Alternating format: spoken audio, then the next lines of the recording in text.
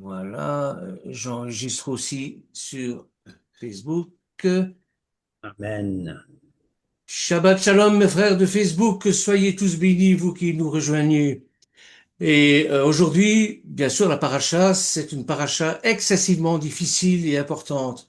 C'est la paracha Shoftim, c'est-à-dire le jugement, les juges, en tout cas, la justice. Et c'est tiré du livre de Devarim, le livre de Deutéronome, chapitre 16, verset 18, à chapitre 21, verset 9, avec l'Haftara qui lui est tiré du livre d'Isaïe, chapitre 51, verset 12, au chapitre 52, verset 15, et vous avez la Brit Hadasha, chapitre 7, verset 9, Marc, c'est dans le livre de Marc, chapitre 7, versets 9 à 23. Alors que nous raconte cette paracha?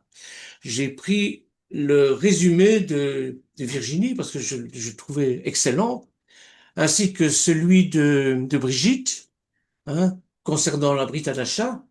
Alors Shoftim, c'est bien sûr le peuple qui doit apprendre à se gouverner. On est sorti d'Égypte avec l'Exode, le peuple est né, le peuple s'est formé pendant 40 ans dans le désert. Le Seigneur leur a mis devant, d'abord il y a eu le don de la Torah au mont Sinaï, il leur a mis devant eux un choix. Le choix, c'est euh, euh, le libre arbitre, c'est-à-dire, voilà, si vous gardez mes commandements, bien vous aurez la vie. La vie, si vous ne gardez pas les commandements, bien vous aurez des malédictions. Voilà. Alors, Shoftim, c'est le peuple qui doit apprendre à se gouverner. Alors que les enfants d'Israël se préparent à entrer en terre promise, mais ils sont pas encore prêts, tout à fait prêts pour ça. Moshe leur parle une dernière fois. Il sait qu'une nouvelle étape va commencer. Et bientôt, ils ne seront plus dans le désert. Ils auront des villes et des terres, des dirigeants, des juges et une société à construire. Le peuple est né, mais bon, il faut des lois pour diriger le peuple, hein. Voilà. Et Moshe leur explique alors que pour vivre ensemble, il suffit pas d'avoir une terre. Il faut surtout une société juste, qui pratique la justice. Et dans chaque ville, des juges devront être nommés. Leur mission sera de rendre la justice avec honnêteté. Vous allez me dire, forcément. Ouais, mais c'est pas toujours évident.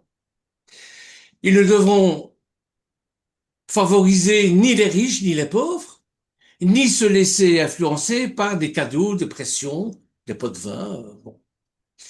Car la justice, le rappelle Moshe, appartient à Hachem. Mais que se passe-t-il lorsqu'une affaire est trop difficile? On n'a pas le temps d'examiner le cas, par exemple, du jugement de Salomon, hein.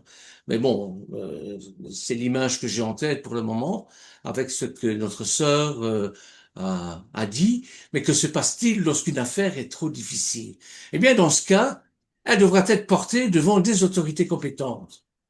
Et les Kohanim et les juges font référence justement à c'est-à-dire on ne juge pas un meurtre comme on jugerait un vol de fruits à l'étalage. Voilà, c'est ça. Donc le peuple devra respecter leurs décisions, car une société ne peut fonctionner si chacun décide lui-même quelle loi il accepte ou refuse. Alors Moshe parle ensuite d'une possibilité qui peut sembler étonnante. Un jour, Israël pourra avoir un roi. C'est déjà une prophétie, hein. Mais ce roi ne sera pas comme les rois des autres nations. Il ne devra pas chercher à devenir toujours plus puissant ou plus riche. Il ne devra pas multiplier les chevaux, les femmes ou les richesses. Et surtout, il devra garder auprès de lui un Sefer Torah, qu'il lira et étudiera toute sa vie. Alors pourquoi? parce que même le roi doit se souvenir qu'il n'est pas au-dessus de la Torah. Il possède le pouvoir sur le peuple, mais il reste lui-même soumis à Hachem et à sa volonté. Alors Moshe parle ensuite des Kohanim et des Lévites qui auront une mission particulière au sein du peuple. Puis il met Israël en garde contre les pratiques des autres peuples. La divination, la sorcellerie, les tentatives de connaître l'avenir par des moyens interdits. Et à la place, Hachem donnera au peuple des prophètes. Le prophète sera celui qui transmettra la parole de Hachem. Mais le peuple devra également apprendre à reconnaître le véritable prophète et à ne pas suivre n'importe qui, à ne pas suivre quelqu'un qui prétend parler au nom d'Hachem, alors que c'est pas le cas. On entend souvent ça. Dieu m'a dit que. Dieu m'a dit que. Le véritable prophète ne dit pas ça. Puis Moshe pense à une situation particulière tragique. Un homme, parfois, peut tuer quelqu'un sans l'avoir voulu. C'est pas un assassin, c'est pas un meurtrier volontaire. Mais il risque malgré tout de devenir la victime d'une vengeance. Je pense notamment à la loi du talion. On n'a pas le temps de développer ici, mais bon. Pour protéger cet homme, Israël devra construire les villes de refuge, où celui qui a tué accidentellement pourra se réfugier. Alors la justice doit savoir faire la différence entre un crime volontaire et un accident. Et Moshe insiste ensuite sur l'importance des témoins. Personne ne pourra être condamné simplement parce qu'une seule personne l'accuse. Il faudra plusieurs témoins pour établir la vérité. Si quelqu'un ment volontairement pour faire condamner un innocent, eh bien, lui aussi sera puni. Puis vient le moment de parler de la guerre, et lorsque les enfants d'Israël partiront au combat, eh bien, ils ne devront pas penser que tout dépend uniquement de leur nom ou de leurs armes. Ils devront se souvenir qu'ils sont accompagnés par Hachem. Dans les Juges, justement, il y a l'histoire de Déborah, qui est une magnifique histoire, qui le prouve. Déborah, qui était à la fois prophétesse et femme de guerre, et juge. Avant la bataille, certains hommes seront même autorisés à rentrer chez eux. Celui qui vient de construire une maison et ne l'a pas encore inaugurée, celui qui vient de planter une vigne et n'en a pas encore profité, celui qui vient de se fiancer ou encore celui qui a peur et risque de décourager les autres. Même au milieu d'une guerre, la Torah rappelle que la vie personnelle et les émotions humaines ont leur importance. Et enfin, Moshe décrit une situation terrible. On découvre un homme assassiné dans un champ, mais personne ne sait qui l'a tué. Alors comment juger cette affaire-là? Eh bien, les anciens des villes voisines doivent venir sur place et accomplir le rituel d'Agla Harufa.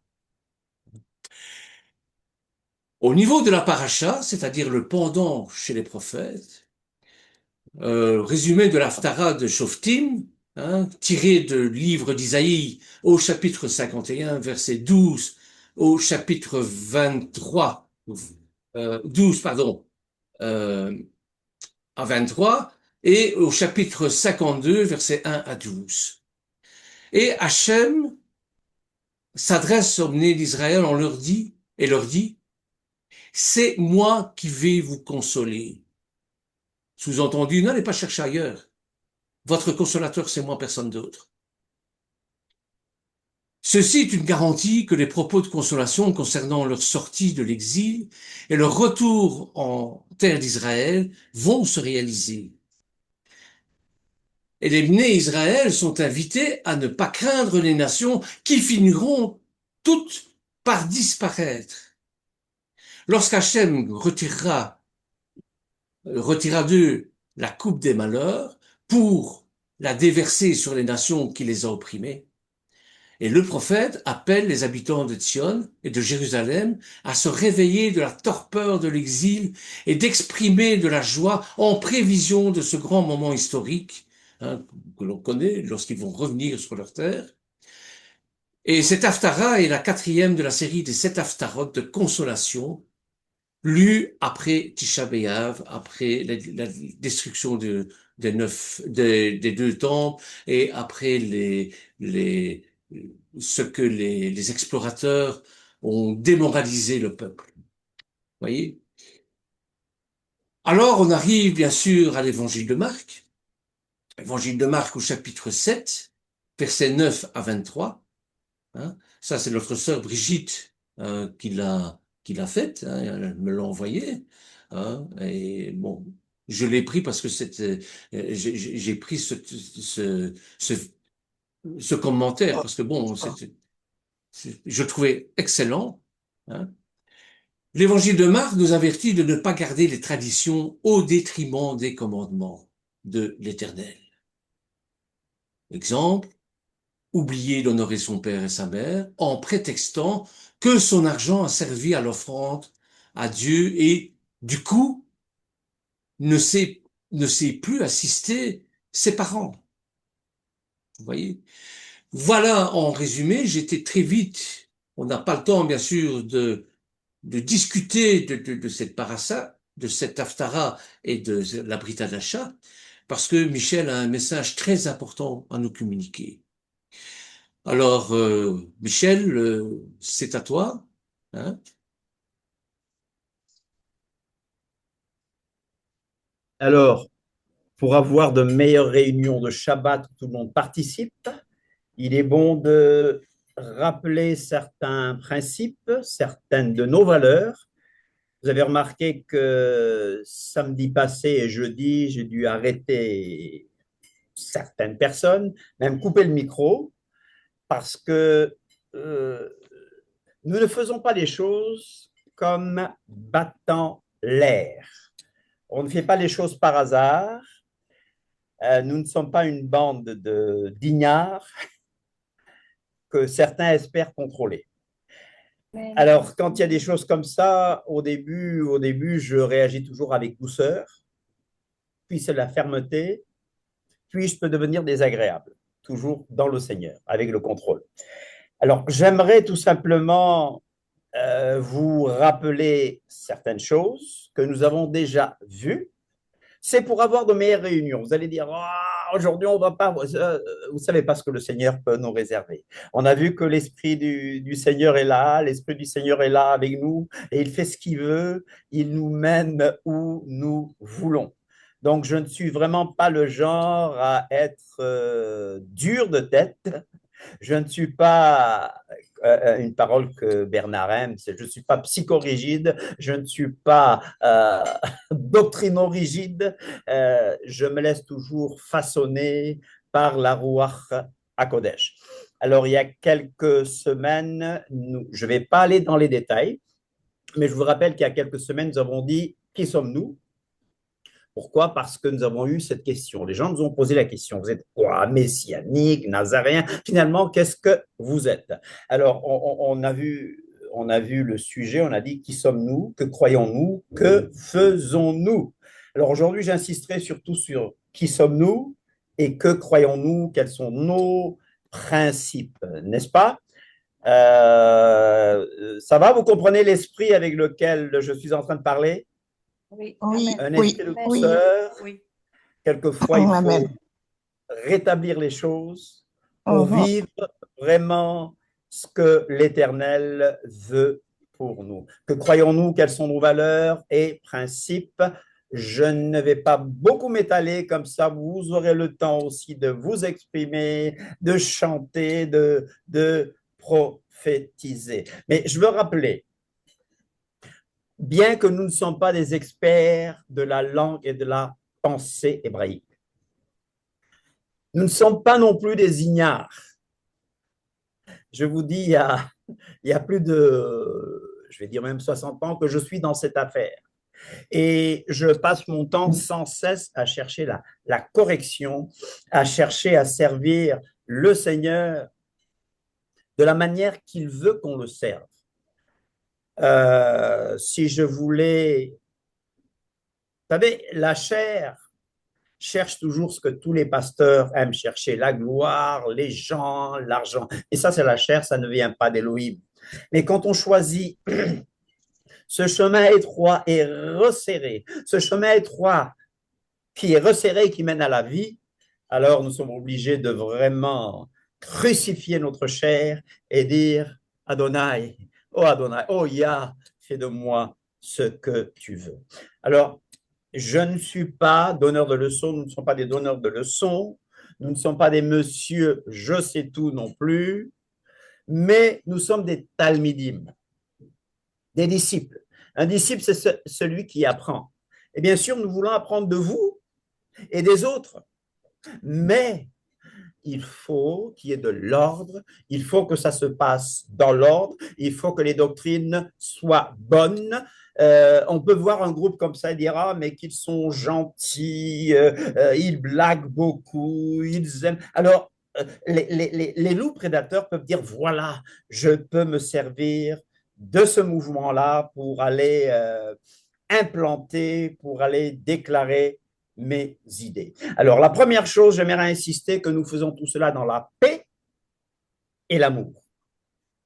Nous ne sommes pas là pour nous confronter les uns les autres. Nous ne sommes pas là pour nous taper dessus. Nous sommes là pour faire les choses dans la paix. Et j'aimerais insister aussi.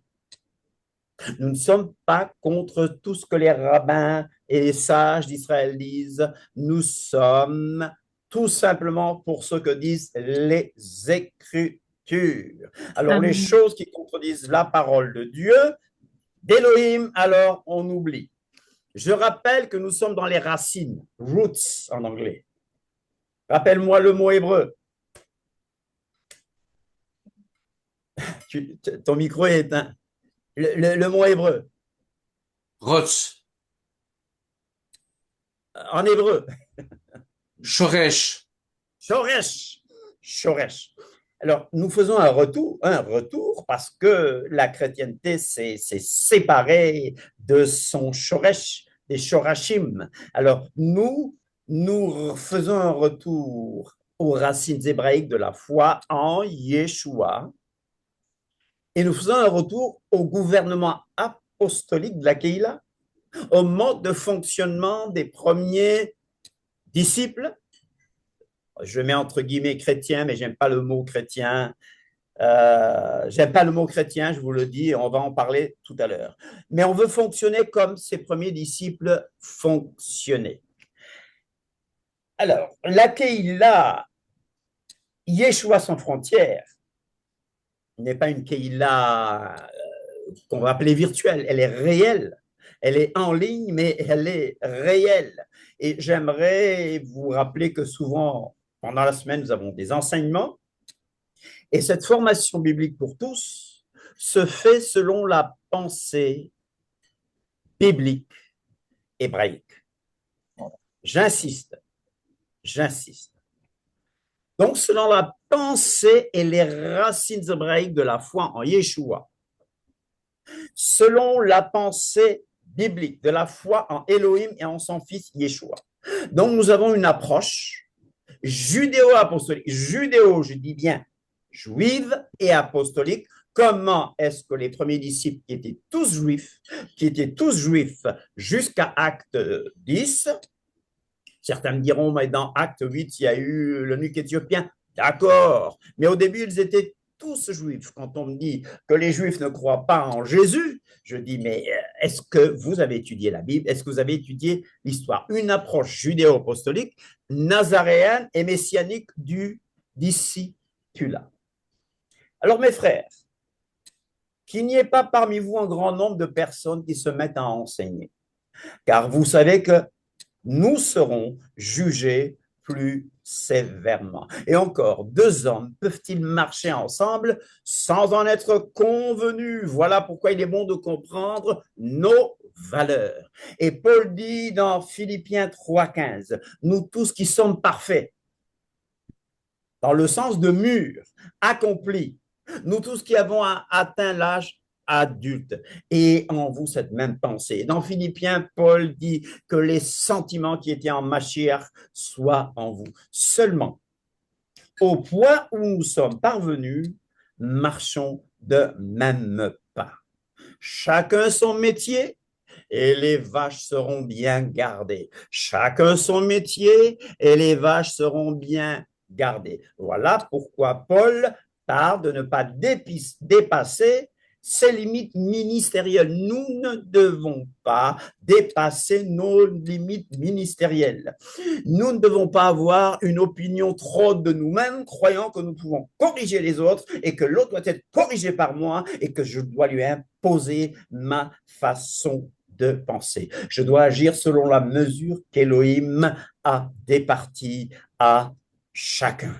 Ne dépassons pas nos limites ministérielles. Chacun son métier et les vaches seront bien gardées. Ne nous glorifions pas hors de toute mesure. Nous prendrons au contraire pour mesure les limites du partage qu'Élohim nous a assigné. David, le roi David, a su garder sa dignité. David n'a même pas osé décapiter Shaoul, ce mauvais roi qu'Akadosh Baruch Hu avait rejeté, mais David a su garder sa dignité. Il y a des anges qui n'ont pas su garder leur dignité.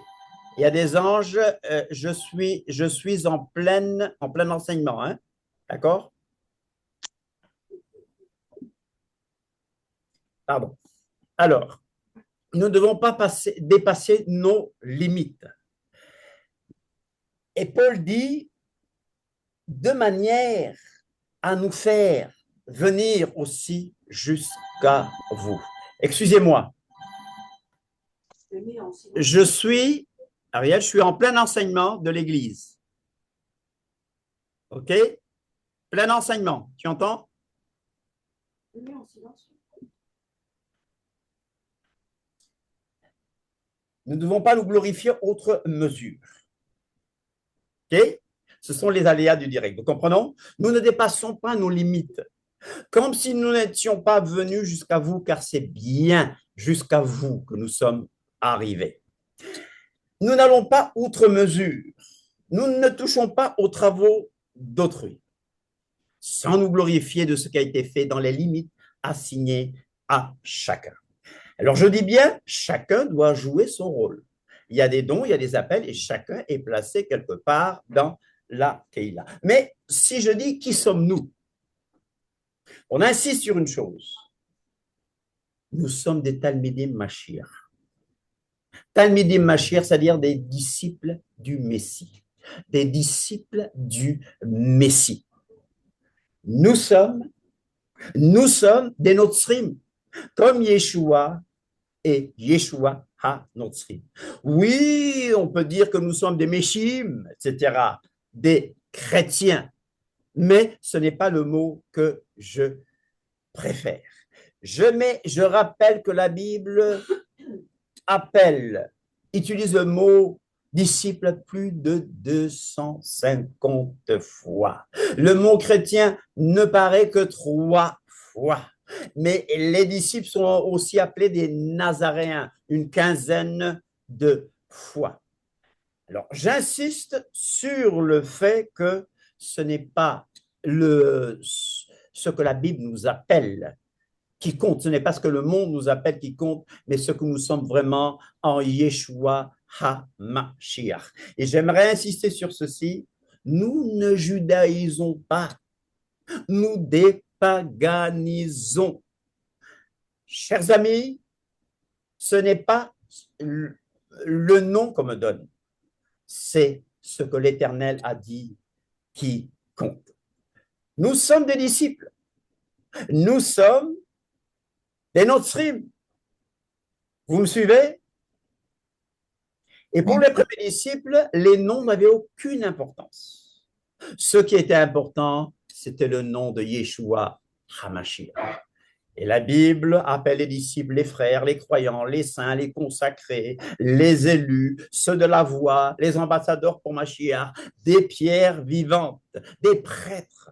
Alors connaissons notre position en Mashiach. Alors la question qu'on pose, c'est, sommes-nous devenus juifs? Sommes-nous devenus juifs? Sommes-nous des juifs? Sommes-nous des juifs? Il y a des juifs parmi nous. il y a des juifs parmi nous. Mais est-ce que nous tous, nous pouvons nous appeler juifs? Paul, dans Romains 11, à partir du verset 16, dit, toi, croyant gentil en Yeshua, en fait. Il parle aux gentils en Yeshua, ceux qu'on appelait païens. Ils ne deviennent pas juifs, ils restent des gentils en Yeshua, des goïms. Tu es comme la branche d'un olivier sauvage. Et on t'a greffé parmi les branches qui restaient sur l'olivier cultivé, c'est-à-dire Israël. Maintenant, tu peux profiter avec ces branches, c'est-à-dire les juifs nazaréens, les juifs messianiques, les juifs qui croient en Yeshua, tu peux profiter de la bonne sève, de ses racines. Et ces racines, c'est bien sûr les patriarches. Abraham, Yitzhak et Yaakov, de qui est issu le Mashiach. Mais Paul continue et dit aux païens, aux gentils, n'allez pas vous vanter. Alors regarde, Elohim est bon et il est sévère. Il est sévère pour ceux qui sont tombés. Il est bon pour toi si tu vis dans sa bonté. Sinon, tu seras aussi coupé. Donc, nulle part, la Bible n'appelle les gentils venus à Yeshua des juifs. Nulle part. Nulle part. Sauf que si vous trouvez un passage que je ne connais pas, que je n'ai jamais vu, mais ça m'étonnerait parce qu'après avoir étudié la Bible pendant plus de 50 ans, je l'aurais su. Alors, voilà ce que la Bible dit quand même. Quand je prends Éphésiens 2, par exemple, dans Éphésiens 2, le thème, c'est l'égoïme et les Yehudim, donc les gentils et les juifs, unis ensemble avec Elohim par le bois, par la croix de Mashiach. Éphésiens 2, 11 me dit ceci, c'est pourquoi vous, autrefois païens dans la chair, appelés incirconcis, appelés non-juifs, par ceux qu'on appelle circoncis, par ceux qu'on appelle juifs, et qui le sont en la chair, par la main de l'homme.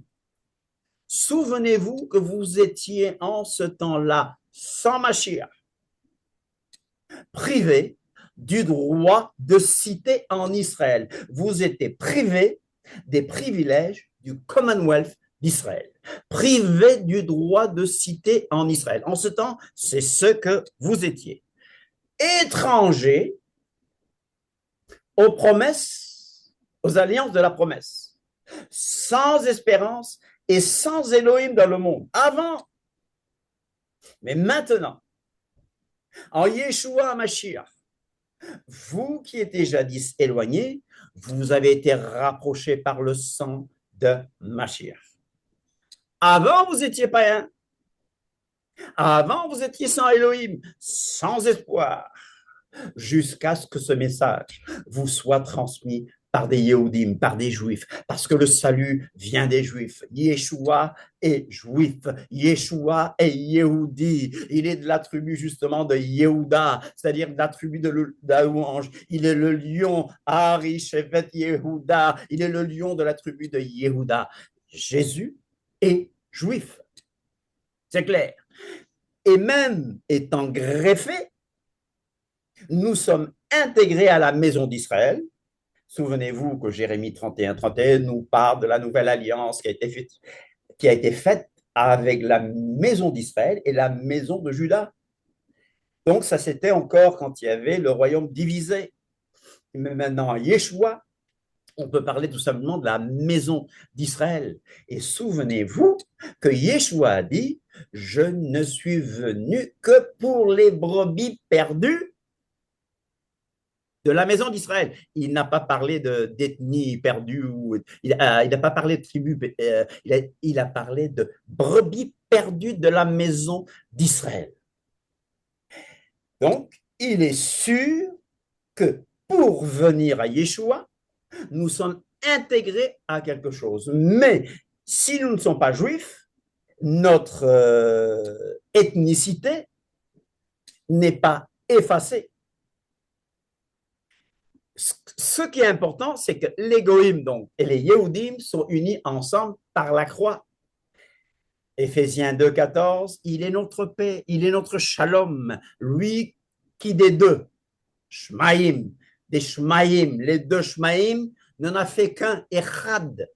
Maintenant, nous sommes Echad avec le peuple choisi. Et lui, donc, on parle toujours de Yeshua, qui a renversé le mur de séparation. C'est quoi le mur de séparation? Le mur de séparation, c'est cette barrière. C'est cette barrière. Ce qui divisait, c'est le soreg, c'est-à-dire la barrière, l'inimitié qui, au temple, divisait les juifs des non-juifs. Je vais y revenir. Ainsi donc, vous n'êtes plus des étrangers. La Bible dit que nous ne sommes plus des étrangers.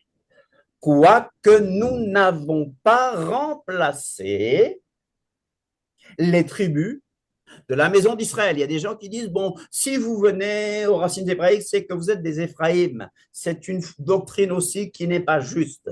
Ce sont des Goïm qui sont venus à Yeshua et qui en maintenant ont tous les droits qu'Israël a. C'est une question de droit. Vous n'êtes plus des étrangers déjà, ni des gens du dehors, mais vous êtes concitoyens des saints. Concitoyens, c'est-à-dire que nous avons la même citoyenneté, la même nationalité. Vous êtes des gens de la maison d'Élohim. Ceci n'efface pas que le juif reste juif et que le goy reste goy. Vous allez dire, mais Michel, attends. Écoutez-moi. Voilà pourquoi je vais parler du parvis des gentils. Ou la cour des gentils, je parle du temple. La cour des gentils désigne historiquement la zone extérieure du temple de Jérusalem ouverte aux non-juifs. D'accord? Il y avait une cour des gentils. Je parle du temple. C'était un espace public. C'était la seule zone du temple de Jérusalem, de Yerushalayim, accessible aux goïms, aux païens, les gentils ou les non-juifs. D'accord? C'était un lieu d'échange, un espace de rencontre, et c'est exactement là que Yeshua a chassé les marchands du temple. La cour des gentils, c'était quoi? La plus grande cour située tout à l'extérieur du temple d'Hérode, Jérusalem, c'était le seul endroit du complexe sacré où les non-juifs, les gentils, étaient autorisés à entrer et à prier. On comprend bien, les non-juifs y avaient accès. Les étrangers pouvaient se rassembler là. Ils pouvaient se promener, ils pouvaient prier parce que, souvenez-vous que le temple est quoi? Une maison de prière pour toutes les nations. Et dans ce temple, je ne parle pas du lieu saint, ni du lieu du Saint des Saints, je parle du parvis. Au parvis, il y avait le mur qu'on appelle soreg. C'était une barrière. Ce n'était pas très haut, mais ça empêchait les Juifs de se mélanger aux non-juifs. Et les non-juifs ne pouvaient pas aller plus loin. Une balustrade, murée d'environ 1,30 m, 1,40 m. Et là, les gentils ne pouvaient pas aller plus loin. Il était strictement interdit aux non-juifs, gentils donc, et aux personnes rituellement impures de franchir cette barrière. C'était interdit. Alors, il y a des textes qu'on a retrouvés pour les archéologues, pour ceux qui aiment l'archéologie biblique, on a retrouvé ceci, on a retrouvé les célèbres inscriptions d'avertissement du temple que les archéologues ont pu trouver. Et on trouve ceci, aucun étranger ne doit pénétrer à l'intérieur de la balustrade entourant le lieu saint, ni dans son enceinte. Quiconque sera surpris en infraction sera lui-même responsable de la mort qui s'en suivra. Là, dans le parvis, il y avait des activités commerciales. C'est là qu'il y a eu purification du temple par Yeshua. Et souvenez-vous qu'au 1er siècle, il y a eu des tensions parce qu'on a même accusé Paul d'avoir fait rentrer des païens, des goïms dans le temple. Alors, je dis tout ça, ce muret, il est terrassé, au moins spirituellement parlant, Yeshua a renversé le soreg. Ce qui fait qu'aujourd'hui, nous avons exactement les mêmes droits sans devenir juifs, sans remplacer les juifs comme la chrétienté l'a enseigné. Nous avons exactement les mêmes droits. Tu n'es pas juif, pourquoi pourquoi tu portes une kippa? On est quand même solidaire avec ce peuple. Vous croyez que vous allez attirer les juifs en leur disant que la Torah est abolie? Paul m'enseigne qu'avec les juifs, il a vécu comme juif. Et avec les goïms, comme goïm, sans compromettre la Torah. Dans Colossiens 3, il est question d'avoir revêtu l'homme nouveau. Et au verset 11, Paul dit, il n'y a ici, là on parle de droit, il n'y a ici ni grec ni juif, ni circoncis, ni incirconcis. On parle de droit. Et vous connaissez le texte aussi qui dit, il n'y a homme, ni femme. S'il n'y a ni homme ni femme, alors on peut aller dans les toilettes des femmes quand on veut, on peut faire ce qu'on veut. Non, non, non, c'est pas ça. Les juifs restent juifs et le goy reste goy. Mais une seule Torah, une même Torah pour les deux. Alors Paul nous montre ici que être appelé juif ou pas juif n'a aucune importance. Souvenez-vous que dans Acte 15, quelques hommes venus de la Judée enseignaient les frères en disant, si vous n'êtes pas circoncis selon le rite de Moïse, vous ne pouvez être sauvés. En d'autres mots, ils enseignent que si vous ne devenez pas juif, vous ne pouvez pas être sauvé. C'est ça le contexte. Si vous ne devenez pas juif, vous ne pouvez pas être sauvé. Bien sûr, Paul et Barnabas trouvent cela absurde, donc il y a une vive discussion. Quelques-uns du parti des pharisiens, qui avaient cru en Yeshua, se levèrent en disant qu'il fallait circoncire les goïms et exiger l'observation de la Torah de Moshe, de la loi de Moïse. Il faut les circoncire et exiger l'observation. Grande discussion des apôtres. Mais quand même, on dit qu'Élohim, qui connaît les cœurs, leur a rendu témoignage en leur donnant le Saint-Esprit comme à nous. S'il fallait devenir juif pour recevoir le Saint-Esprit, alors ça contredirait la parole de Dieu. Au contraire, sans devenir juif, ils ont reçu la Ruach HaKodesh, l'esprit de sainteté. Il n'a fait aucune différence entre nous et eux, ayant purifié leur cœur par la foi. Maintenant donc, pourquoi tentez-vous Elohim en mettant sur le cou des disciples un joug que ni nos pères ni nous n'avons pu porter?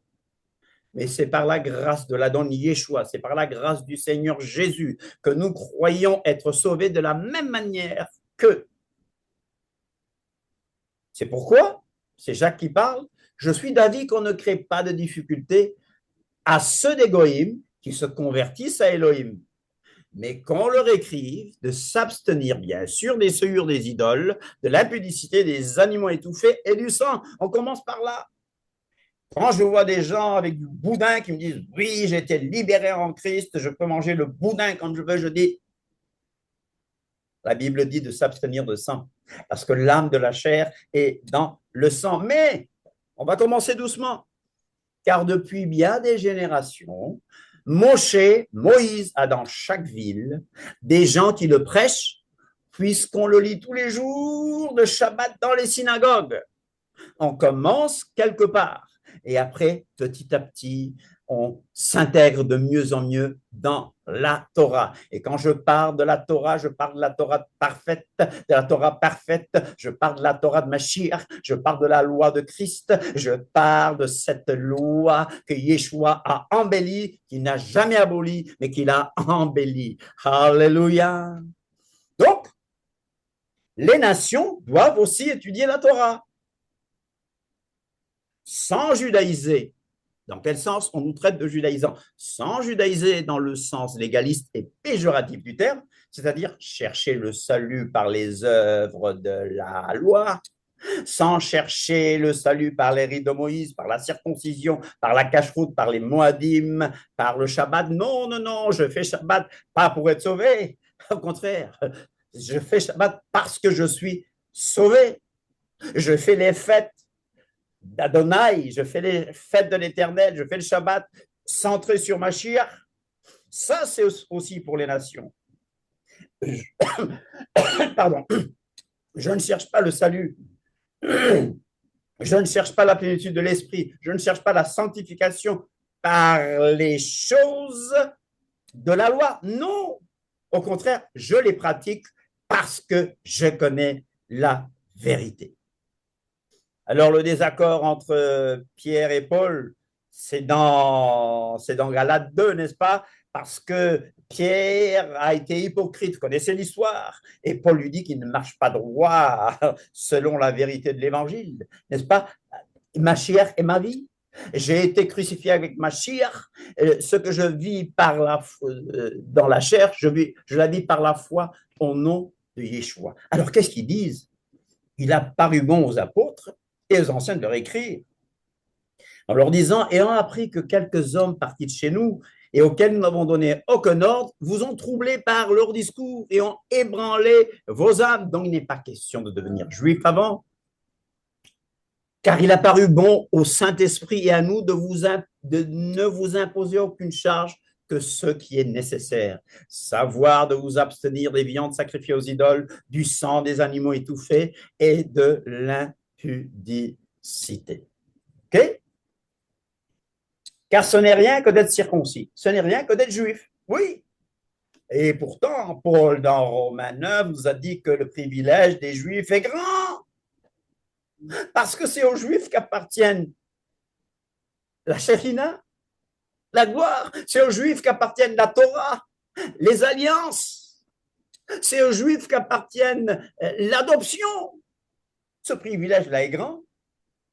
Mais une fois que la porte t'a été ouverte, une fois que tu es intégré à l'Olivier Franc, une fois que tu es intégré à la maison d'Israël, ce n'est rien. Ce qui compte, c'est d'être une nouvelle créature. La circoncision n'est rien et l'incirconcision n'est rien, mais l'observation des commandements. Celui qui veut porter la kippa, mais gloire à Dieu. Celui qui veut porter le talit sans les utiliser mal. Même celui qui veut être circoncis. Et si tu te fais circoncire pour être sauvé, mais tu n'as rien compris, ma chère te servira de rien. On prend le cas de Timothée. Timothée a été circoncis parce que Timothée était fils d'une femme juive et de père grec. Alors Paul voulut l'emmener avec lui, et l'ayant pris, il le circoncis à cause des Juifs qui étaient dans ces lieux-là, car tous savaient que son père était grec. Avec Tite, il fait le contraire. Avec Tite, il résiste, parce qu'il dit que mais Tite, qui était avec moi et qui était grec, ne fut même pas contraint de se faire circoncire, et cela à cause des faux frères qui s'étaient furtivement introduits et glissés parmi nous. La circoncision n'est rien, et l'incirconcision n'est rien, mais l'observation des mitzvot d'Élohim, voilà ce qui est tout. Mais chacun doit marcher selon la part que le Seigneur a faite. On doit marcher. Quelqu'un a-t-il été appelé circoncis, c'est-à-dire juif, qui demeure circoncis? Quelqu'un a-t-il été appelé incirconcis, c'est-à-dire goy, qu'il ne se fasse pas circoncire? Quoique Paul n'est pas contre la circoncision, pour des bonnes raisons. La circoncision n'est rien, et l'incirconcision n'est rien, mais l'observation des mitzvot d'Élohim. Que chacun demeure dans l'état où il était lorsqu'il a été appelé. Alors, je dis tout ça parce que il y a des gens qui peuvent nous trouver ridicules. Il y a des gens qui sont dans telle ou telle forêt et qui se proclament juifs. Les rabbins en rient Et les juifs messianiques en rient aussi. Est-ce que cette partie-là est claire? Qu'est-ce que je suis, moi? Disciple de Yeshua. Je suis nazoréen. Je suis nazoréen. Et je suis bien avec ça. Et je sais que tout ce qu'Israël a reçu comme bénédiction, j'y ai accès. Qu'il n'y a pas de différence. Et que je veux que l'Israël historique, que l'Israël charnel soit sauvé. Voilà pourquoi je dois être un bon exemple. Je dois les aimer. Je dois les rendre jaloux. J'espère que j'ai répondu à cette question, quoi qu'il y a beaucoup de questions. Alors, je rappelle les éléments fondamentaux de la doctrine de Christ. C'est la Teshuvah. Teshuvah, c'est la repentance. Emouna, la foi en Elohim. La doctrine des baptêmes. L'imposition des mains. Quoi encore? La résurrection des morts et le jugement éternel. Alors, quand on a compris que beaucoup de choses qui ont été présentées comme des vérités dogmatiques sont fausses, on a le Saint-Esprit qui nous dit, mais regarde l'histoire et regarde surtout la Bible. On nous a raconté des choses sur la Bible qui sont fausses, on nous a raconté des choses sur la Torah qui sont fausses, on nous a raconté des choses sur les dons spirituels qui sont fausses. Alors qu'est-ce qu'on fait? Repentance, tchouva, on revient en arrière. On cherche à restaurer la vérité. Alléluia. Et l'église bâtiment, là, a pris un grand coup. L'église bâtiment, l'église institution, l'église tradition, c'est pas bio. C'est-à-dire c'est plein de pesticides, plein de choses qui ont été inventées. Alors nous croyons quoi? Nous croyons la Bible. Bible, parce que le mot Bible n'est pas dans la Bible. Nous croyons aux Saintes Écritures, et quand je dis Saintes Écritures, je parle du Tanakh. Tanakh, c'est ce qu'on appelle les Écritures hébraïques. Certains disent la Bible hébraïque, mais nous on dit Écriture hébraïque. Tanakh, on ne dit pas Ancien Testament parce qu'il n'y a pas de testament là. Testament, quand on parle de testament, on parle de mort. On ne parle pas de Nouveau Testament. Nous parlons de Tanakh et de Brit Hadasha, de la Nouvelle Alliance. Hallelujah. Ou des écritures messianiques grecques, si vous voulez. Nous croyons à toute la Bible. Je parle des 66 livres. Donc, si quelqu'un vient et me parle des livres d'Enoch, je vous dis d'avance, il y a une fin de non-recevoir. Les livres d'Enoch, le livre d'Enoch n'est pas inspiré de Dieu, ce n'est même pas d'Enoch. Ne me parle pas de livre d'Enoch et ne me parle pas de calendrier d'Enoch. En privé, on peut discuter gentiment, mais ne viens pas nous imposer le livre d'Enoch ici, le calendrier d'Enoch ici, n'est-ce pas? Je vais être clair. Je dis bien, au début, je réponds toujours avec douceur. Oui, avec fermeté, et je peux devenir désagréable. Vous allez dire, mais tu n'agis pas selon l'Esprit de Dieu. Désagréable, mais en mettant l'accent sur ce que je veux dire. Nous croyons en un seul Elohim, c'est le Père. Le seul Elohim, c'est le Père. Le seul Elohim, c'est le Père, mais qui est éternellement uni avec sa parole. Sa parole, c'est manifesté sur la terre comme étant le Fils de Dieu. Et je crois à la Ruach HaKodesh, à l'Esprit d'Elohim, qui est le souffle d'Elohim. Je crois en Yeshua HaMashiach.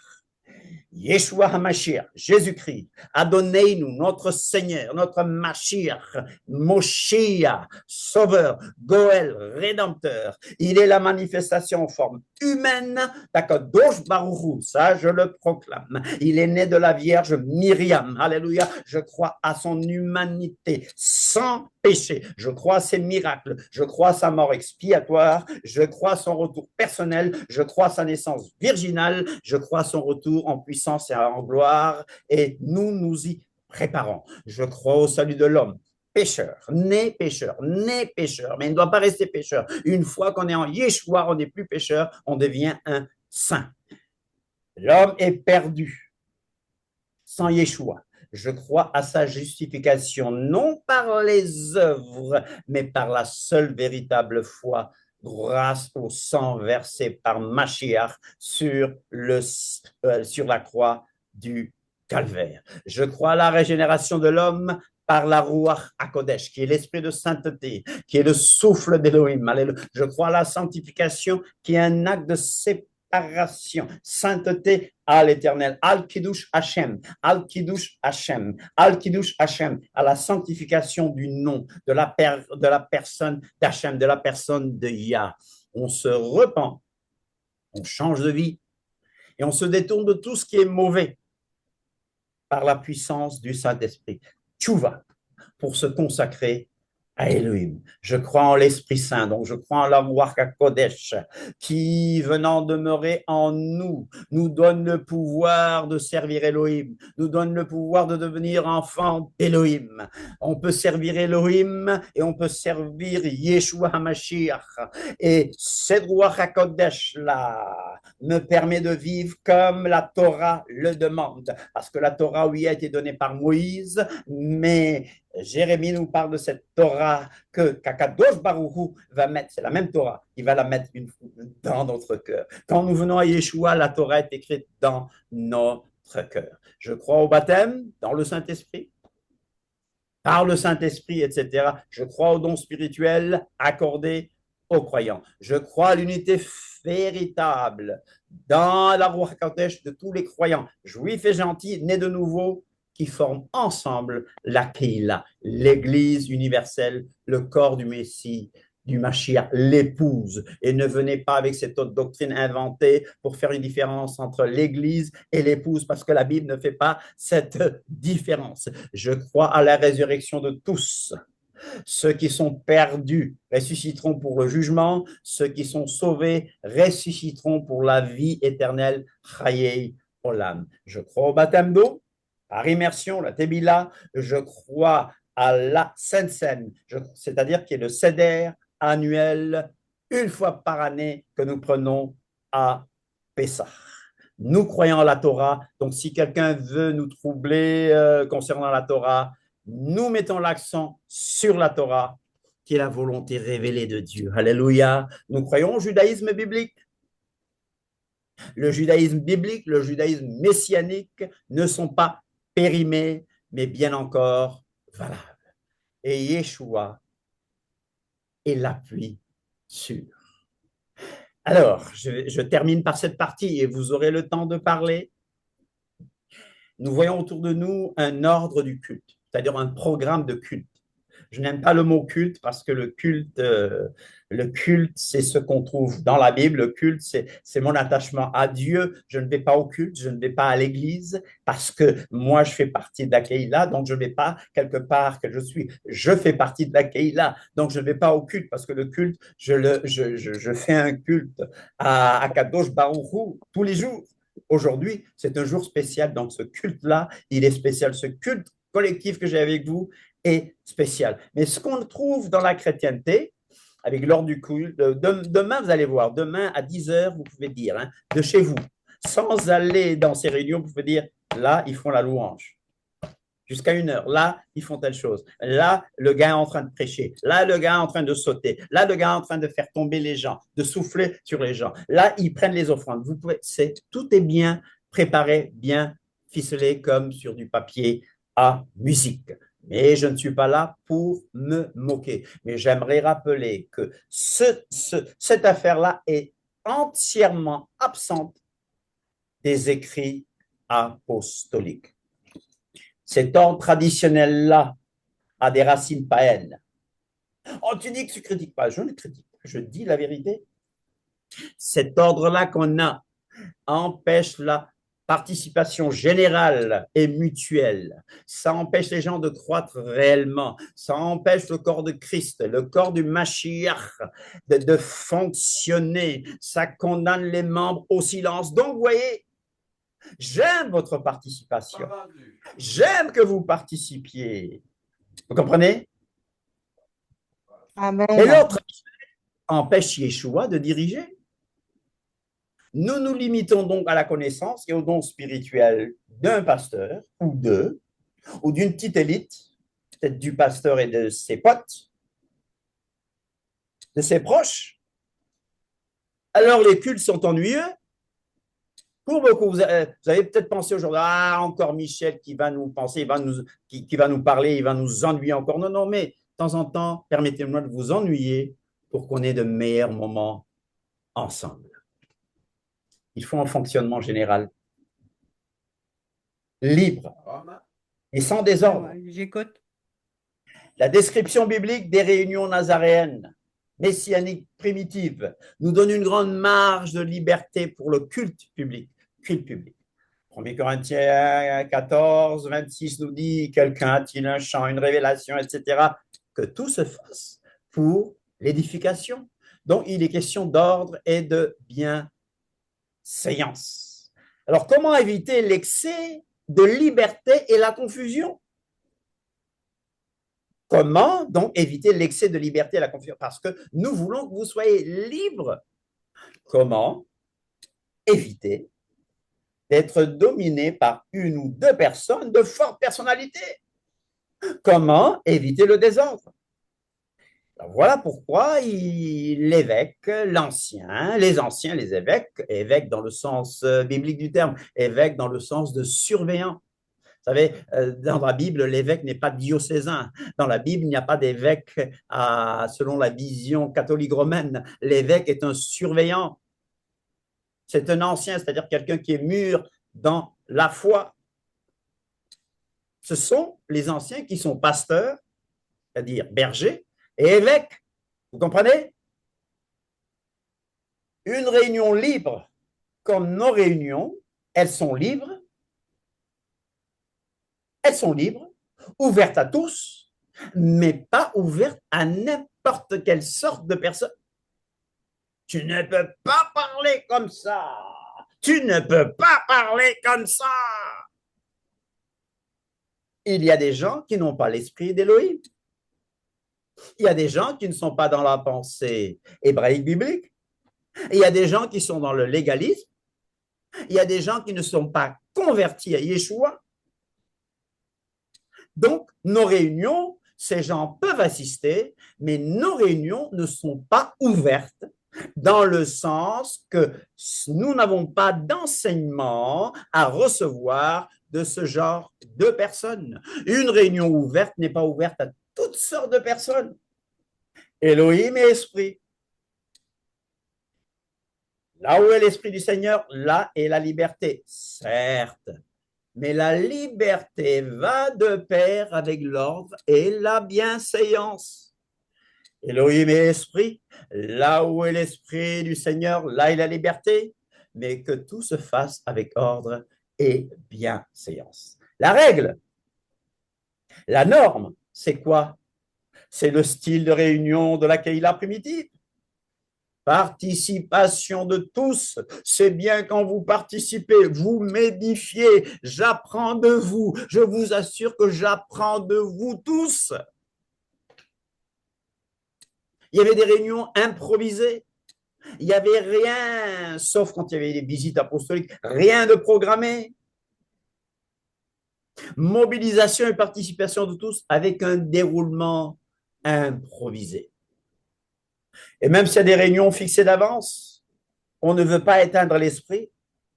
Quand il y a des fêtes, par exemple, il y a des choses qu'on programme. Je parle des fêtes de l'Éternel. Les réunions de la Keïla primitive, de la Keïla naissante, Bernard, étaient spontanées. Dans la tradition apostolique, les réunions de la Keïla, l'Église, étaient des réunions participatives. Alors, puisque tout le monde peut participer, il faut des garde-fous. Et il y a cependant donc des problèmes typiques des réunions participatives. D'abord, nous ne sommes pas une bande de copains. Je vous aime beaucoup, hein? Nous sommes des amis. Nous ne sommes pas une bande de copains, mais nous sommes des condisciples, amis d'Élohim et de son Fils. Les réunions doivent rester le plus informelles possible, certes, mais à cause de la présence d'Akadosh Baruch Hu, Akadosh Baruch Hu, c'est-à-dire le Saint, qu'il soit béni, à cause de la présence d'Akadosh Baruch Hu, à cause des anges même qui viennent voir nos réunions,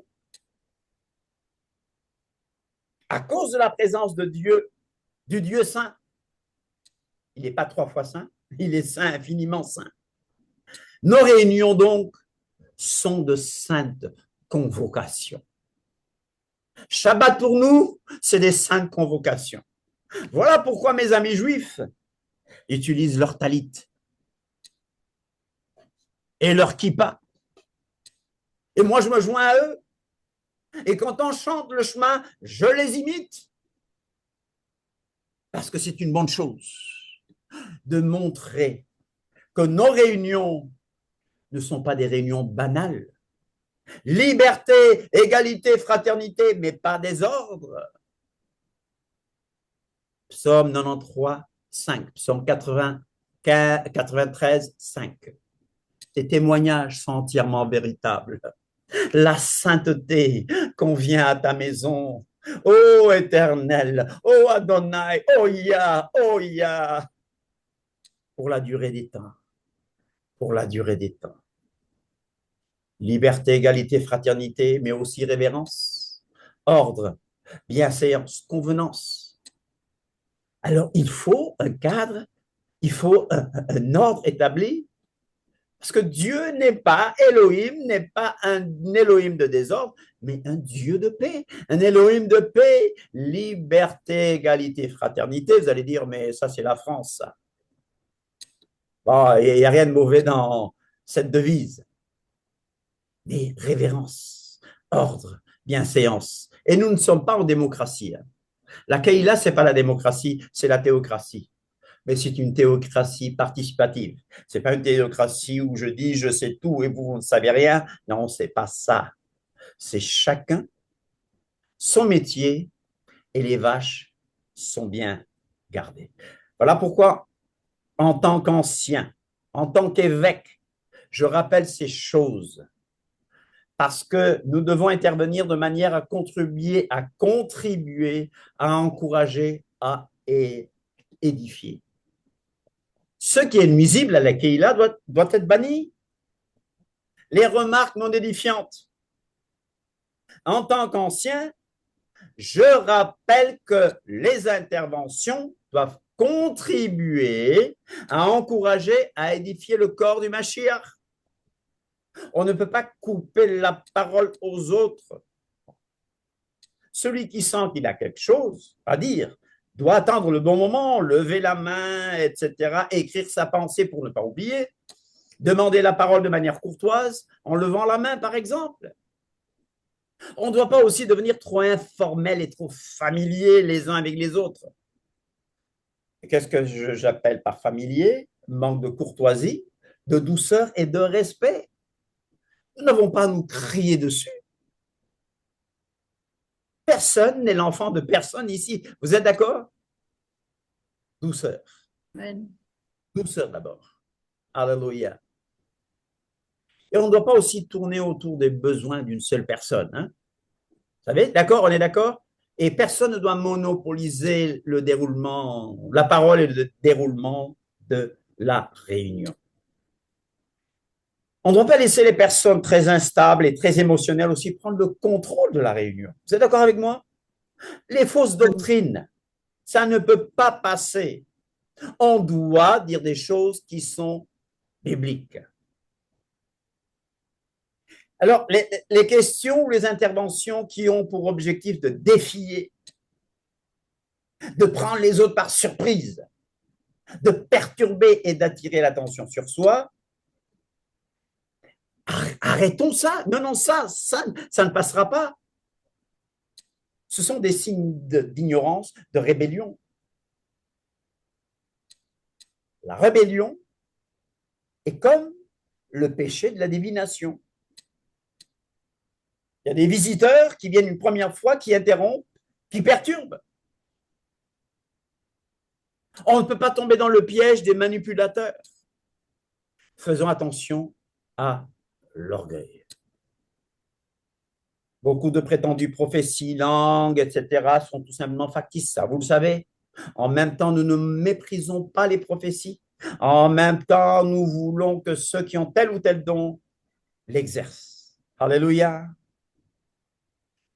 Mes frères, mes sœurs, les loups prédateurs peuvent se servir des réunions comme les nôtres, des réunions participatives, comme une plateforme, comme un tremplin, comme une tribune pour diffuser leur doctrine fausse. Les faux docteurs vont profiter des gens gentils que nous sommes, gentils dans le sens moral du terme, et aussi gentils dans le sens ethnique, si vous voulez. Les faux docteurs vont profiter de cela pour répandre leur hérésie. Les faux docteurs et les loups essaient de se servir de ce genre de réunion. Voilà pourquoi, en tant qu'ancien, en tant qu'évêque, dans le sens biblique, je rappelle que l'enseignement, c'est-à-dire la ligne générale, revient aux anciens qui enseignent, les pasteurs et docteurs. Ça n'empêche pas les autres de participer, de donner quelque chose. Tout disciple accompli peut aussi enseigner. Mais la charge d'enseignement ne veut pas dire que n'importe quoi ou n'importe qui ou n'importe quoi peut être enseigné. Qu'il n'y ait pas parmi vous un grand nombre de personnes qui se mettent à enseigner, je l'ai dit au début. Trop d'enseignants minent l'unicité du discours. Ceci se comprend très bien. Ceci se comprend très bien vu l'intimité, la participation, la promiscuité qui caractérise les réunions de l'Église primitive. Nous sommes frères, nous sommes des amis, nous marchons ensemble, nous croyons aux dons spirituels, nous croyons à la liberté de l'esprit, chers amis. Je voulais faire ces rappels dans la paix, la joie et l'amour. Si c'est bien clair, vous pouvez comprendre mes réactions de temps en temps. En tant que responsable. Si c'est bien clair, je vous dis, allons, faisons Shabbat. Allons, allons, réjouissons-nous, dansons. Si c'est bien clair, nous pouvons y aller. Mais en tant qu'évêque, dans le sens biblique, je rappelle, dans le sens biblique, je ne me suis pas autoproclamé évêque dans le sens qu'on l'entend dans certains groupes de la chrétienté, dans certains groupes de ce qu'on appelle la nouvelle réforme apostolique, par exemple, dans certains groupes pentecôtistes, dans certains groupes où on parle de la prospérité. Non, non, non, non. Je parle d'évêque dans le sens biblique. Et d'ailleurs, le mot pasteur ne se trouve qu'une seule fois dans les Écritures hébraïques, dans le sens dont je parle, qu'une seule fois, dans Éphésiens 4, 11, et c'est au pluriel. Par contre, on trouve les termes d'évêque et d'ancien plusieurs fois. Je voulais rappeler ces garde-fous. Pourtant, c'est simple. Hein? Nos doctrines sont simples. Nos principes sont simples. Mais soyons des chiens de berger. Le chien de berger rassemble toujours. Mon fils, j'ai un fils qui a comment s'appelle le chien j'ai oublié le chien, mais c'est un chien de berger très beau, magnifique. Et quand il l'emmène en ville et qu'il voit les voitures circuler, il veut rassembler ces voitures. Mais quand les voitures sont arrêtées, pas de problème. Parce qu'ils habitent à la campagne. Et quelquefois, il court derrière les chevaux pour les rassembler. Et je crois qu'il a reçu un coup de sabot une fois. Mais le chien de berger, un border collie, hein, magnifique. Magnifique comme animal. Ah, j'aime beaucoup cette race de chiens. Joueurs. Ils aiment jouer. Ils aiment rassembler. Donc, devenons des chiens de berger. Des chiens dans le bon sens du terme. Le chien est un ami fidèle. Je ne sais même pas pourquoi on traite les gens de chiens. Parce que traiter quelqu'un de chien, c'est le traiter de fidèle. Il y a des gens qui disent, plus je vois mon chien, plus je vois les gens, plus j'aime mon chien. Nous devons quand même avoir de l'amour pour tout le monde, même pour les caractères difficiles. Je vous aime tous dans le Seigneur et je veux que nous profitions déjà de cette journée de Shabbat et des autres réunions que nous avons le jeudi et le mercredi dans la paix, l'amour. Merci de m'avoir écouté Bernard, Merci, merci Michel. beaucoup. Merci beaucoup, Merci, Katia. Michel. Merci beaucoup, Bernard, je te Michel. redonne la parole. Et quiconque a quelque chose à dire, n'hésitez pas. Amen. Amen. Katia, a quelque Oui, merci. En fait, j'avais préparé quelque chose, moi, que Bernard il m'avait demandé. Amen. Et du coup, ouais, et c'était pas mal. C'était vraiment avec toute la paracha entière. En fait, ça pointait vers le Meshiach, ça le mettait en valeur. Et dans ce sens, je sais pas, je pense que ça peut être Ah si, ma sœur. édifiant. Parce que c'est vrai que justement, ça, c'est dans le thème. Là, on parle souvent de l'Ancien Testament, tout ça, et c'est bien, on doit apprendre.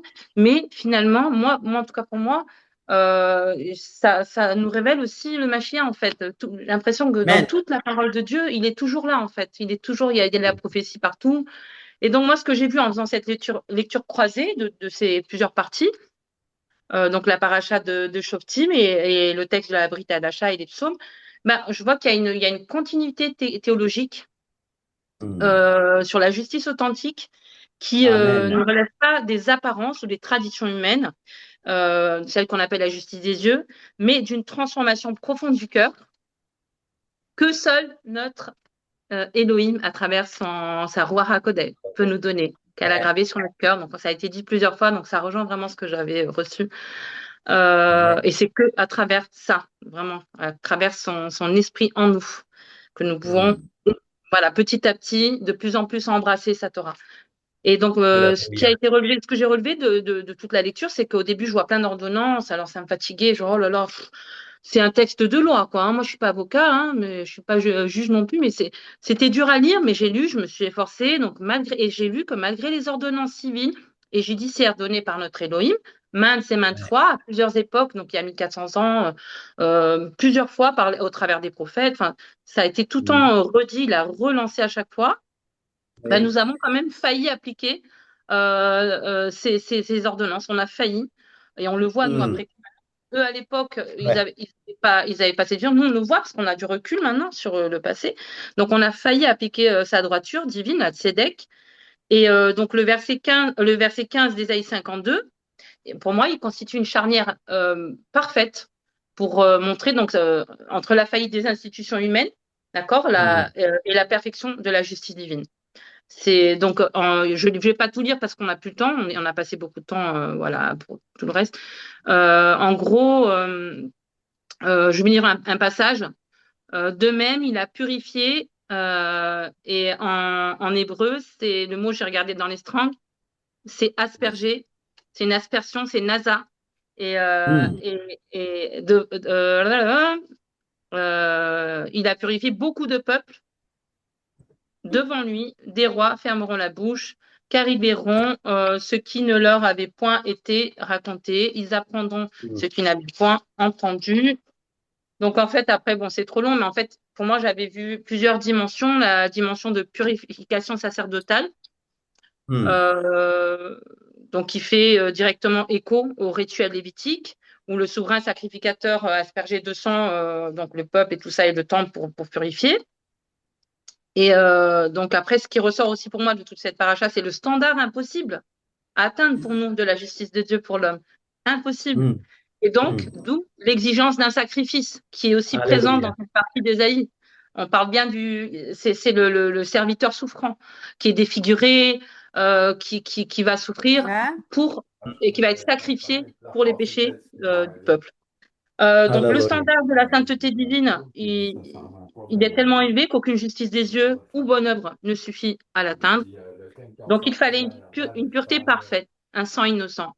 Et c'est là que Le film? Yeshua, il intervient. Donc, en fait, ces lois, Alléluia. on n'a jamais Alléluia. pu les appliquer. Ouais. C'est Ah, ouais. Yeshua lui-même, c'est lui-même, c'est Elohim lui-même qui a envoyé Yeshua pour appliquer donc la Surtout Torah, qu'il tout n'y a ce qu'on plus n'a pas pu qu'il y a appliquer plus, jusqu'à maintenant. Amen. surtout qu'il y a Et plus donc, qu'il y malgré en a les plus, ordonnances là, d'Élohim, il n'y a plus de Hmm. poche. Peut-être qu'il n'aura plus pas un tout à mener. Il parlait de ça. Qu'il n'y aurait même plus de bureau.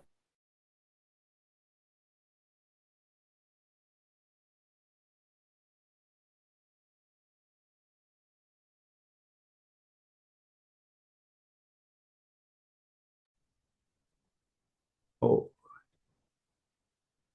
Allez, continue, Katia. Ton Ton micro est micro, coupé, Katia. Katia, ton micro est J'ai coupé. j'ai éteint mon micro, pardon. Katia, vas-y. C'est comme ça, Ah, ouais. d'accord. Alors, je reprends quand il y avait du bruit alors. Donc, malgré, donc il fallait une pureté parfaite. Donc, c'est Yeshua qui intervient lui-même.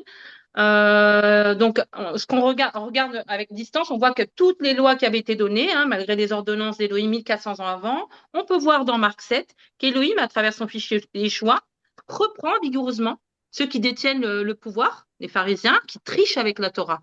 Donc, c'est pas exactement les mêmes lois qui ont été précisées dans Deutéronome, tous les passages qu'on a vus, mais c'est des défiances à la loi, des modifications. C'est de l'abus, en fait, c'est des déviances.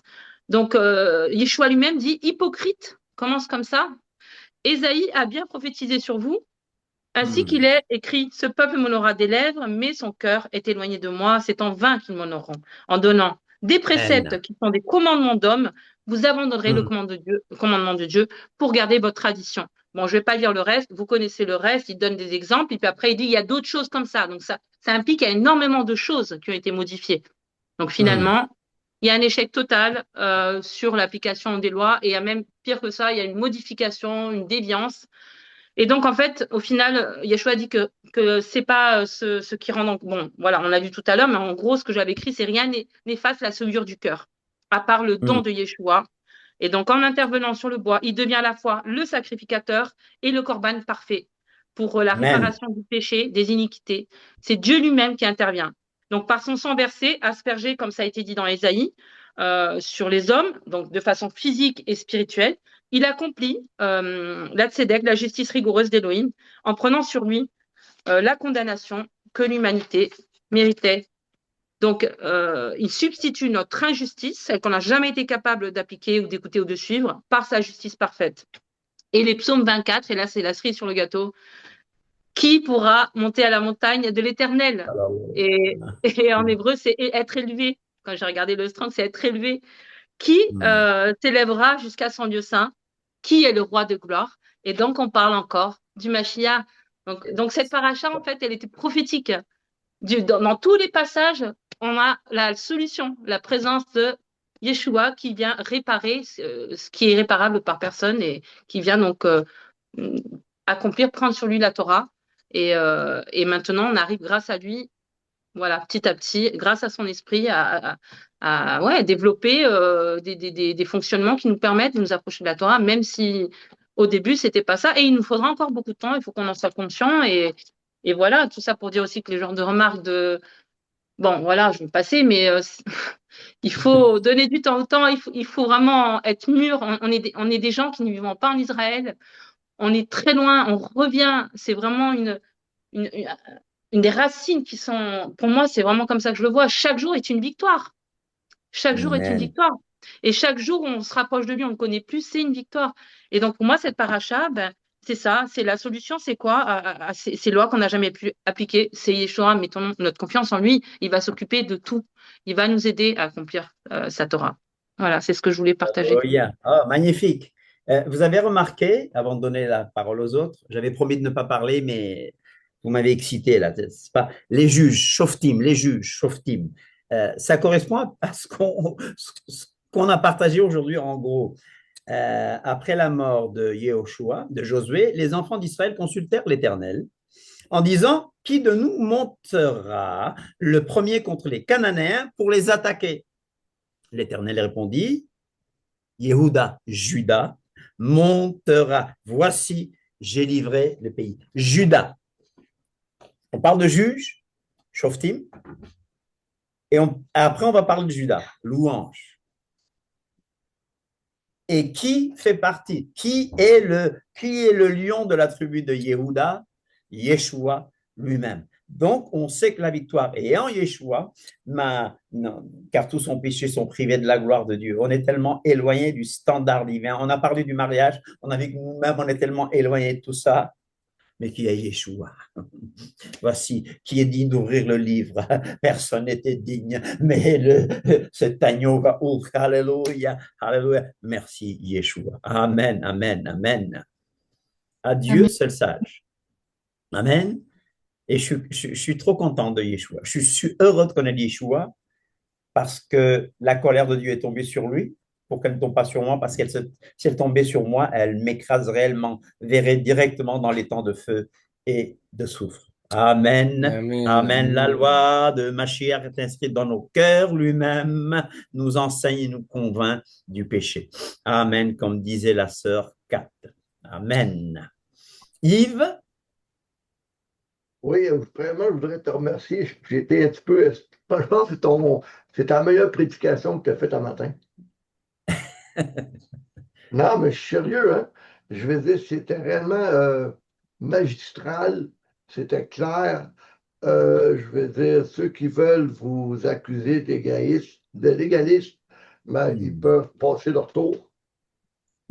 Parce que, non, non, moi, j'ai trouvé ça rafraîchissant d'entendre un matin. Franchement. Qu'est-ce que les gens ne comprennent pas vis-à-vis le Tanakh, la Torah, c'est que le canon du Nouveau Testament, les 66 livres que nous avons aujourd'hui, le canon tel que nous le connaissons a été fermé à l'an 395 de notre ère.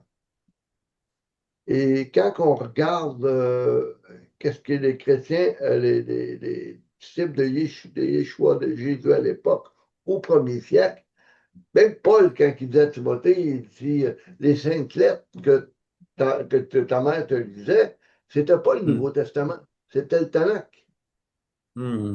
Donc, je veux dire, c'était des gens, c'était des croyants qui étaient en Jésus, en Yeshua. Ils ne pouvaient pas lire la Brit Hachada. Pourquoi? Elle n'existait pas. On avait des écrits de Paul, on préparait le matin les années dans le cadre que les épîtres ont été écrits. On n'a qu'à penser à l'Apocalypse de Jean, aux évangiles, même l'évangile de Jean qui a été écrit probablement similaire vers l'an 95 de notre ère.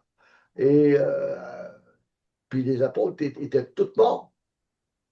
Donc, je veux dire, quand la seule référence biblique, à part des lettres de Paul qui circulaient d'une église à une autre, puis des fois pas, tout dépendant, parce que Paul répondait à des besoins que l'Église avait, comme l'Église de Colosse. L'hérésie colossienne, c'était l'hérésie du cléron, où est-ce qu'il y avait des intermédiaires entre Dieu puis le démiurge. Et Paul inverse le système dans Colossiens chapitre 2 et dit car habite en lui corporellement toute la plénitude de la divinité. Puis le mot plénitude en grec, c'est pléroma. Donc, je veux dire, on voit que Paul s'adressait à des églises spécifiques. Et je vais dire, peut-être des fois, c'était pas tout le monde qui avait les mêmes lettres. C'est pas comme nous autres aujourd'hui avec l'ère de l'Internet, avec l'ère où est-ce que les informations se retrouvent en grande vitesse. À l'époque, c'était pas comme ça.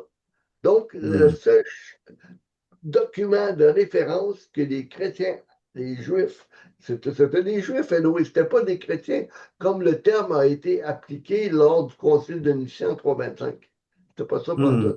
Avant, là, le terme chrétien, c'était un sobriquet, c'était une moquerie. C'était réellement des disciples Yeshua. C'était des juifs, c'était des gens qui avaient adhéré à la foi juive dans son entièreté avec la venue du Messie. Puis les gens, des fois, ils ne saisissent pas le développement historique de la Bible que nous avons aujourd'hui. Donc, je te remercie en tout cas pour ton enseignement matin. Là. J'ai vraiment apprécié. C'est tout, je voulais dire. Merci beaucoup. Merci Yves. Merci Yves. Audric?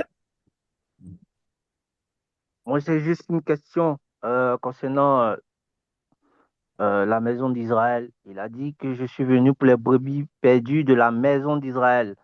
Or, quand je lis les Écritures, il est aussi évoqué la maison d'Éphraïm et la maison de Juda. Il fait référence à la maison d'Israël uniquement. En fait, dans le fond, qu'est-ce que ça veut dire? Qui constitue la maison d'Israël exactement? Parce qu'il y a certaines interprétations, vu que le pasteur Michel est en train de parler de la maison d'Israël, certains demandent peut-être que nous faisons partie de la maison d'Israël, certaines confusions. Donc, je voudrais vraiment savoir bibliquement, dans le contexte, qui constitue en fait la maison d'Israël. Tu connais l'histoire après les juges. Il y a eu la royauté, avec Saül qui était un mauvais roi, puis il y a eu David qui a été un très bon roi. Le royaume était uni. Après, il y a eu Salomon, mais après Salomon, il y a eu une division du royaume. Au sud, il y a eu Juda et Benjamin, et au nord, il y a eu toutes les autres tribus. D'accord? Donc, pendant un certain temps, dans Jérémie, il parle de l'alliance faite avec la maison d'Israël et la maison de Juda, parce qu'il prédit déjà l'unification, la réunification du royaume. Et sous Yeshua, il y a une réunification du royaume. Pourquoi? Parce qu'il est le roi d'Israël. Et quand Yeshua a fait la nouvelle alliance, il y avait, il y avait, je prends l'exemple de Matthieu qui était lévite, et il y a eu d'autres tribus, n'est-ce pas? Donc, on a tendance à dire que les tribus ont été perdues, mais la Bible, non, la Bible parle de dispersion, mais la Bible ne parle pas Dispersion. de, voilà. Voilà. Paul était Benjamin, de la tribu de Benjamin. Jean-Baptiste était lévite aussi, etc., Oui. etc., etc. Et on peut trouver plusieurs groupes tribaux, je vais dire. Alors, avec Yeshua, le royaume est déjà unifié, bien que le royaume d'Israël était encore sous l'Empire romain. Donc, quand on parle du royaume d'Israël avec Yeshua dans le contexte de Yeshua, il dit, je ne suis venu que pour les brebis perdues de la maison d'Israël. Et nous, on peut nous considérer comme des brebis perdues parce que nous nous sommes aussi joints à la maison d'Israël, pas pour remplacer la maison d'Israël, pas pour remplacer la maison d'Israël, l'Église, et surtout pas l'Église des païens, ne remplace pas Israël. Nous ne remplaçons aucune ethnie. Alors, je peux comprendre que vous allez me dire c'est discutable, finalement, on devient des juifs. En agissant comme eux, euh, puisqu'on a les mêmes droits, bon, en même temps, Paul me dit, bon, tu restes dans l'état où tu es venu. Donc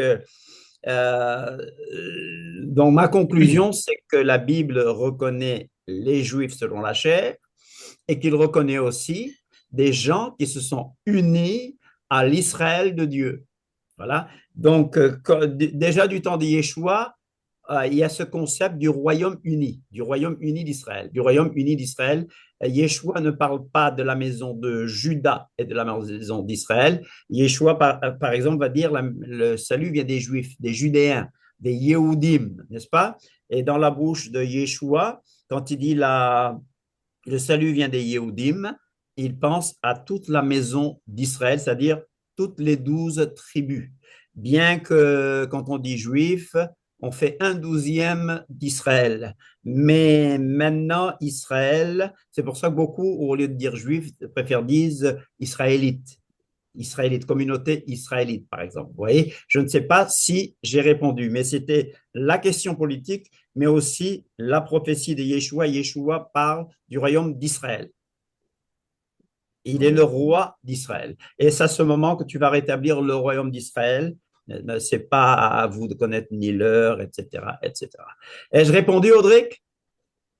Oui, merci. Merci. Ben, ton Je, merci ne semble je, pas très convaincant. Ma je, femme rit même. je pense que Pierre On peut y avait, revenir, hein? Oui, ben, On peut y revenir, Audric. oui, après. D'accord. je Très pense bien. que Pierre avait levé la main ou Pierre, tu n'avais pas quelque chose à, non? Ah, ok, ben, j'ai mal vu. Bon, je vais dire Disons, au revoir sur Facebook et je te remets la parole, Bernard. Et d'accord. merci de t'être sacrifié. Merci de vous être sacrifié pour qu'on parle aujourd'hui de nos principes. Merci Bon. pour les sacrifices que vous avez consentis. On va se rattraper et je crois que nous avons un très bel esprit aujourd'hui avec nous. Amen, amen, amen. Bernard, tu as la parole. Merci pour ceux qui sont sur Facebook. Pardon, la dernière fois, j'avais le ventilo près de moi, donc ça faisait un bruit bizarre. Donc, ça a énervé, ça a irrité certains. Et je vous comprends parce que moi-même, en revoyant la vidéo, c'était très irritant.